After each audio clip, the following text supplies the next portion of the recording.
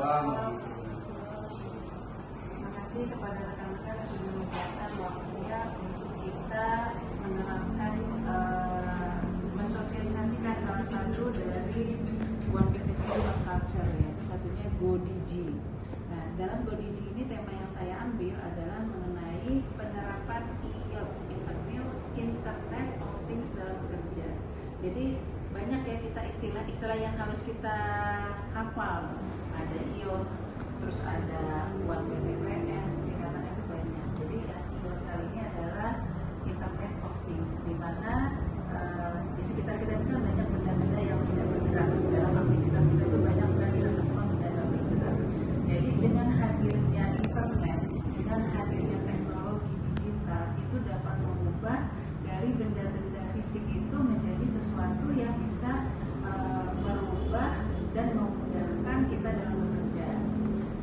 Contohnya kita punya benda sesuatu itu kita ada sensornya ya, jadi kita benda fisik itu kita kasih sensor, dia melakukan kalkulasi, menghitung apa sih yang kita butuhkan. Kita juga harus punya sistem di dalam benda itu, kita mau laporan apa nih yang mau kita buat gitu kan. Jadi kita atur laporan apa yang kita butuhkan, kita set up, kita setting, terus kita masukkan ke dalam sensor atau chip itu, dan dengan adanya koneksi internet sehingga sesuatu itu menjadi lebih berguna. Ya. Internet of Things itu sebenarnya kan itu kita sensor ya, seperti manfaat adanya panca indera. Jadi sensor itu kan, kalau panca indera kita itu kita punya bisa melihat, bisa merasa. Dengan internet itu justru memudahkan kita apa yang kita alami, apa yang kita lakukan, apa yang kita rasa itu bisa kita langsung hadirkan di dekat kita, karena dengan hasilnya lebih efektif, lebih efisien. Gitu. Contoh manfaat IoT di perusahaan itu seringkali kita, contohnya kalau kita di lapangan tuh ya, adanya BBM traktor itu sering hilang. Nah sekarang ini kita sudah ada alat ukur yang mempunyai sensor, cukup ada semacam alat ukur ya, kita celupkan aja di tankinya itu, terus dia karena ada sensornya itu sudah bisa kelihatan, oh ini sisa BBM-nya ada berapa, ini ada berapa, sehingga kita tanpa harus kita mengukur menggunakan dirijen atau apa gitu. Jadi sekarang lebih mudah, segala sesuatu itu lebih mudah dengan bantuan teknologi. Terus kita sekarang juga dalam tanam itu juga kita bisa mengukur kelembapan pupuk, air gitu. Jadi kita hemat dalam waktu pengerjaan, waktu penyelesaian, di mana seharusnya kita ada beberapa orang yang mengukur, ada standar formasi, satu orang mengukur tentang kelembapan air, kelembapan tanah. Dengan alat itu kita ya cukup satu orang bisa mengukur berapa luasan areal. Ya, memang alat ukur ini sendiri ya, kelemahannya pasti ada masa pemakaiannya ya, masa pemakaiannya hingga berapa. Cuma mungkin ke depan teknologi ini semakin lama kan itu akan semakin lebih canggih lagi gitu. Jadi nanti satu alat itu yang mungkin usia pakainya bisa di 1 tahun, ini lifetime-nya bisa saja menjadi 5 tahun. Jadi sangat bermanfaat bagi perusahaan, satu efisiensi sekali dalam penggunaan waktu dan penggunaan tenaga kerja.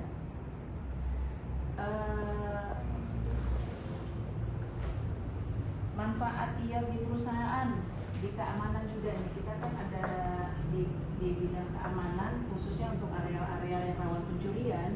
Sebenarnya kita bisa lakukan keamanan dengan menggunakan CCTV yang berbasis solar, sensor matahari atau sensor gerak orang segala macam, itu bisa langsung kita koneksi dari alat itu langsung ke HP. Jadi notifikasi ataupun yang muncul kalau seandainya ada sesuatu hal yang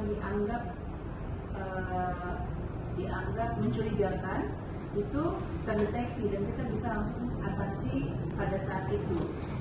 Cara mengatasinya kita bisa langsung menghubungi orang yang terkena di sana ini adanya di wilayah apa, kita bisa langsung menghubungi rekan atau tim yang memang berada di dekat wilayah tersebut, sehingga kita bisa mengurangi terjadinya pencurian dan hal-hal yang tidak kita inginkan. Manfaat lainnya di perusahaan, jadi pengambilan keputusan itu lebih cepat karena laporan yang kita terima itu adalah real time saat ini gitu. Jadi kita tinggal nanti mengolah datanya, membuat suatu laporan ringkas sehingga bisa kita berikan laporan tersebut kepada atasan untuk segera mengambil keputusan yang cepat. Sudah berapa detik? Kesimpulannya adalah kita jangan pernah menolak kehadiran digital, karena saat ini teknologi digital itu sangat-sangat dekat banget dengan kita dan sangat bermanfaat, sangat dibutuhkan. Jadi kalau tidak ada hadirnya internet, kita merasa bahwa hidup kita seolah-olah nggak bisa ngapa-ngapain gitu kan. Jadi bagi kita sekarang, bagi khususnya kita para pimpinan, mau nggak mau kita semakin melek teknologi, mau nggak mau ya belajar lagi, sehingga apapun materi ataupun sistem yang berbasis teknologi yang digunakan oleh perusahaan itu kita bisa mengikutinya, pelan, lambat, tapi pasti kita harus ikut. Mudah-mudahan materi ini singkat dan bisa menambah wawasan buat teman-teman semua. Mudah-mudahan kinerja kita lebih baik, mudah-mudahan kita lebih melek teknologi lagi. Siap, harus mampu, nggak kenal usia ya Luis ya, nggak kenal usia, nggak kenal ini ya. Mudah-mudahan kinerja kita semakin membaik. Terima kasih, saya nggak membuka kolom tanya jawab. Terima kasih atas perhatiannya. Wassalamualaikum warahmatullahi wabarakatuh. Waalaikumsalam.